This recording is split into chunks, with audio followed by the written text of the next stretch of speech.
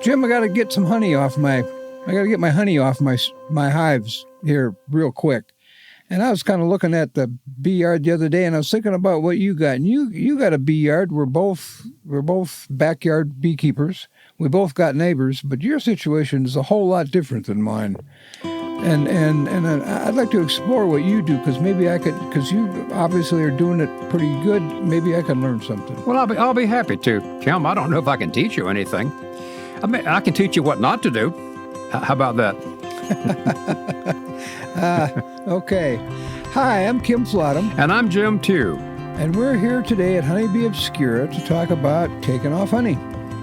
You are listening to Honeybee Obscura, brought to you by Growing Planet Media, the folks behind Beekeeping Today podcast. Each week on Honeybee Obscura, hosts Kim Flottam and Jim too explore the complexities, the beauty, the fun, and the challenges of managing honeybees in today's world. Get ready for an engaging discussion to delight and inform all beekeepers. If you're a long-timer or just starting out, sit back and enjoy the next several minutes as Kim and Jim explore all things honeybees. So, Jim, let me describe. You haven't been up to my bee yard, I think, since I moved it in my yard. Let me describe it. It's 3 colonies, and they're facing both ways. Some of them are coming into my yard, and some of them are going over a brush pile into another part of my yard, so I don't see those very much. But it's a mowed lawn. It's flat. It's easy to get to. It's easy to work with. I got a hive stand that holds 3 colonies, but there's room for 4. So I've always got a place to put a box. So for me, this isn't too much of a task, but you've got a much different setup. In a way different, and in a way not different. I've got a few more colonies. I don't really know how many are back there, Kim. Maybe 10, no more than a dozen. And of that 10, probably is 8 or 9 are producers. But, Kim, if you've looked at any of the videos or any of the articles that I have pictures in, my yard is just notorious. I don't spend a lot of time cutting grass. I'm not a young man anymore, and I've got a very fixed labor potential. So I only cut grass when it needs it. And one of the things I have to do this time of the year is get that tall grass weed knocked down so I can get to the colonies and deal with them with the carts and the wagons that I'll subsequently be using. So I'm a lot like you. I'm just a little bit more insanity. Well, mine works pretty easy. I got a trailer I put in the back of my lawnmower tractor, and I can drive right up. I can drive that trailer right up so it's touching a hive. I mean, I can get that close. I don't get quite that close, but I can get that close. So I get my trailer out there, and then I got a big box that, I don't know, came out of somewhere a long time ago, and I get that out there, and what I do then is, well, kind of in a flow here, I get the super off, I get the bees out, and I put the super in the wagon, and when I've got all the supers I want, I take the wagon away. But it's getting the wagon out there and starting this process to getting the supers out of the wagon they go into my garage. Start with you. How do you get your bees off? How do you get your supers off and the bees out of those supers? Well, while you were talking, I was desperately trying to think of some way to make this sound like a happy, enjoyable job, something that everybody would want to go do. Kim, I came up dry on that one, boy. This is work. You know, I was thinking earlier this morning that this is kind of a test. This is the reason that new beekeeper bought the protective gear and learned to light a smoker and knew how to put a hive tool in to separate those boxes. This is no nonsense beekeeping. This is heavy work. It's sticky work. There's going to be a lot of bees there, and they're not going to be happy about giving up this honey. So make no mistake about it. This is big work for a big reward, but this is real. So how do I go about it? Yes, I've got the grass cleaned up as much as I can. Let me tell you point blank, Kim, something that I've just never been able to make work. I read that people my and your age should take out frames one at a time. and then transfer them over instead of trying to pick up full boxes. Well, there's a good reason for that, because I'm old and my back hurts. But when I start trying to take out one frame at the time, and it's glued in, it's propolized in, and there's burr comb and honey all over it, there's bees stuck to it, it is as though we took a bad job and made it worse. So no, I don't take out one frame at the time and move it over like that. I do exactly as you say, somewhere right there. I either have a small trailer behind a small tractor, or I've got a hand truck with pneumatic tires and a board on the bottom to something. I got to have wheels somewhere right beside me, because it is only the briefest time that I can pick up that box and move it before I'm done. I don't take a step. I don't walk. The most I'm going to do is just twist and pivot and drop that box. Now that the honey harvest is over, it's time to think about winter. It's important to make sure your bees have enough stores to get them through to spring. Visit betterbee.com/syrup to learn how to make your own 2-to-1 sugar syrup for fall feeding, and to shop for a hive top or in-hive feeder to make sure all your bees get fed. Remember to stop feeding sugar syrup once your daily temperatures consistently dip below 50 degrees Fahrenheit. Visit betterbee.com to learn all about fall feeding. Better Bee, your partners in better beekeeping. That's kind of how I do it. Because I don't have so many in the way I got it set up. I got my wagon, and I got an unused cover on the bottom of that wagon that I'm going to stack these supers on so that it's bee tight on the bottom. And I'll take the cover off from the first super that I'm going to take honey off them. I've already examined them yesterday to see how many supers down I'm going to have to go, so I know how tall my stack's going to be. So that's already done. I just know I'm taking only one super off this hive, 2 supers off the middle one, and 1 super off the other end one. I know how much I'm going to have to move, so I'm ready for that kind of volume. And I, that box I told you about, I got that situated so that I can take the cover off that first hive and the inner cover, and I just take the super off and I set it on that box, and then I take my leaf blower. And I'm close enough that I can run an electric cord out to my leaf blower, but you can use a gas one or a battery one. And I can blow all of the bees out of that super, and I'm blowing them towards the front. I'm standing behind my row of hives, and I'm blowing them right to the front door. So suddenly they're not in the hive, but they're almost home. They're not scattered all over the neighborhood and all over my yard. So I get all the bees off that box, and it doesn't take long. And now this is an 8-frame medium.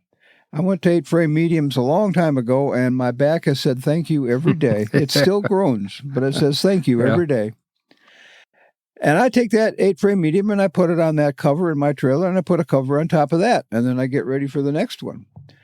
And so for me, I've made this as uncomplicated as I can and as easy as I can, but you are still exactly right. What does a 10-frame super weigh? 100 pounds full of honey? Deep. If it's a deep, it's about 85 to 90 pounds. That feels like 217 pounds when I'm picking it up. Well, my 40-pound 8-frame medium feels like about 65 pounds, but I can handle 65 pounds anymore. How do you make that work? How do you go from getting your stuff out there ready to go to going? Same way. I don't use bee repellents. Years ago in my lab, I had technicians and I had students who constantly used fume boards and bee repellents. I used them then, or they used them then, but I've never personally used them. So there's that. Secondly, I don't use escape boards just because I have to handle the equipment so much. You got to go out, break all the colony apart, get the escape board put in place, put the equipment back on, have a night or 2 or 3 of low temperature, not get any robbing started, then go back, and in theory, most of the bees have voluntarily left the supers, and there's fewer bees. No, none of that, Kim. I get out a gasoline-powered bee blower, and I blow bees all across the county. I mean, I'm not trying to be funny, but I need to get those bees out. This is an ugly job. The bees don't want to give it up. I don't want the bees attacking my neighbors who's reasonably close by. I don't know how far the bees would go, but I'm causing so much confusion. I have to assume they're going to be checking out the neighborhood.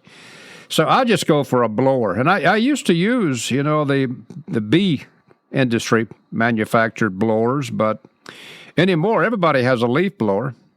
And I even have a little battery-powered blower that's just more of a dust gun that for those hard-to-reach spots. And I can't get them all out. I have to tell you, I get out 99%, but back in my shop, that 1% looks like a million bees. So I just blow them out, standing the colony up on its edge. I've got a small rack that I use in the yard that I built, a sawhorse contraption that I set them on. So I'm fully suited. Kim, I want to make that point. This is the time that I am fully suited, top to bottom, to include about a third of a roll of duct tape somewhere on me. This is not a time for a casual, lightweight, early spring bee suit. You need the big boy suit for this. And I want to encourage the big boy smoker, too, and have that thing going.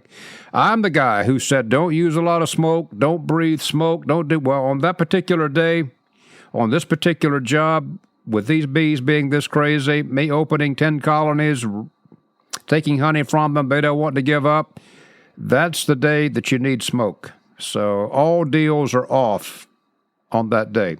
So heavily dressed, using smoke, 2 hive tools of different sizes to break those big colonies apart, gasoline blowers running, sticky gloves on, everything you described, the drip boards on the trailer, all of that. Get those colonies off, get those boxes off, get those bees blown out, twist, drop that thing on that colony and wonder how many more years I can do this. I don't drop it per se, but I can't gently, just lightly set down an 80-pound box. So mine's really the same procedure as yours. Like I said, just a little bit more insanity. I mean, I just go probably double to triple the number of colonies. And I got to get them off. I got to get that stuff off, Kim, because it's time to treat for mites.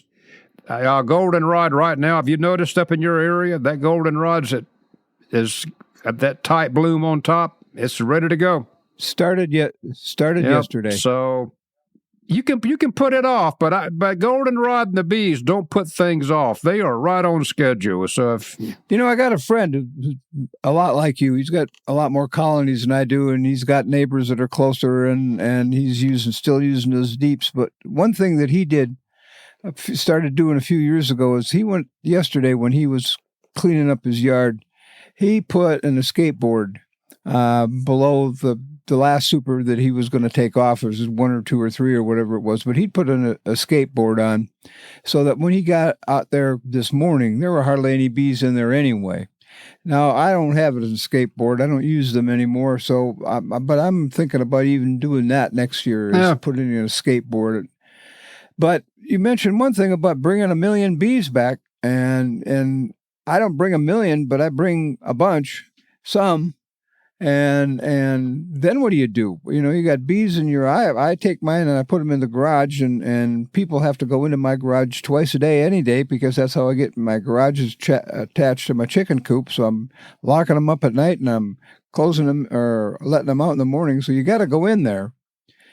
And one thing I found was that I got 2 windows in my garage, and I cover one of them with just I made a thing about a whole long time ago.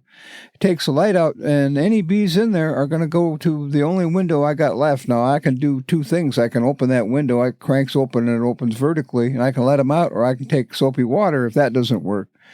And I don't like the soapy water trick, but sometimes that's what you got to do. But I don't want bees in my garage because I'm not gonna extract her. I don't extract my honey. A friend of mine does that for me, but they're gonna be there overnight until the next day.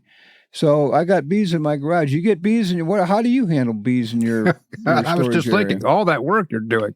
First of all, I get as many out as I can. You do that too. That's common sense. But you just can't get them all out. Even though I cover them in the yard, you can't get them all out. So the bees that come back to my shop where I extract, I need to tell anybody listening that I love my bees. I do whatever I can to keep them healthy, but a lot of those bees are going to die, Kim. They're going to die up at the windows and the shelves in front of the windows. They were already older bees. I try to tell myself they were going to croak anyway, but they fly around the lights. You know what I do, Kim? I just tell people don't go in the shop unless you're a trained beekeeper. Don't go in there. I mean, I have high ceilings. The ceilings are about 12 feet from me. So they're up buzzing around the lights, but when there's 200 bees up there, they're dropping and buzzing and doing whatever. What do? I'm ashamed to tell you, Kim. I get as many out in the field, and then I just deal with those that get brought back to the shop where I'm trying to extract. If I raise the door to let them out, I just let that many more in that are out there buzzing around because of the smell. So I just replace the bees with a new batch. So I'm sorry, I don't do much.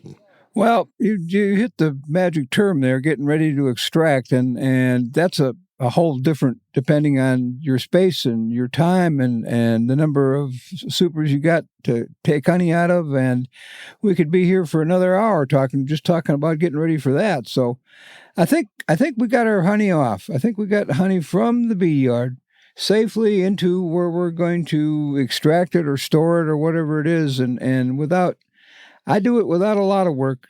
My back says you're not doing a lot of work anymore. So I got to do it without a lot of work, and I try to do it safely so I don't bring hardly any bees in, and the bees that are left outside are close to home, so they're not terrorizing the neighborhood. So it's the best I can do, and I've lived through it for 30 years, so I guess I'm not going to change much. I was just sitting here thinking, yes, yes, yes, yes, yes, and yes. It's work, Kim. There's nothing I can do to make it any easier. I mean, it's work. This is not requeening. This is work. But it does leave me with this point, and I guess I'll finish after this. When someone hands me a pound of honey in a jar that's not sticky and that it's all nice and filtered, I fully appreciate what a gift that is and what they had to go through to get that honey in that jar, that nice, clean, and neat. That is a true gift, Kim. The work and the labor that had to go into getting that honey in that jar for them just to say, here's a pound of my honey. That's like giving me 2 pints of their blood. I mean, that was a lot of work to get to that point. So I thank them kindly, and I realize what they went through. I have to do it. It's big work, big reward.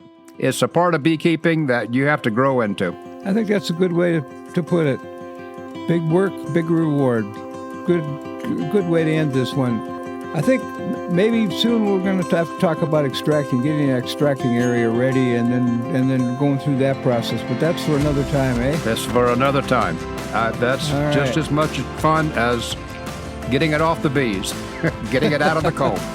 All right. All right. Thanks, everybody, for listening, and Kim, I enjoyed talking to you. We'll see you next time.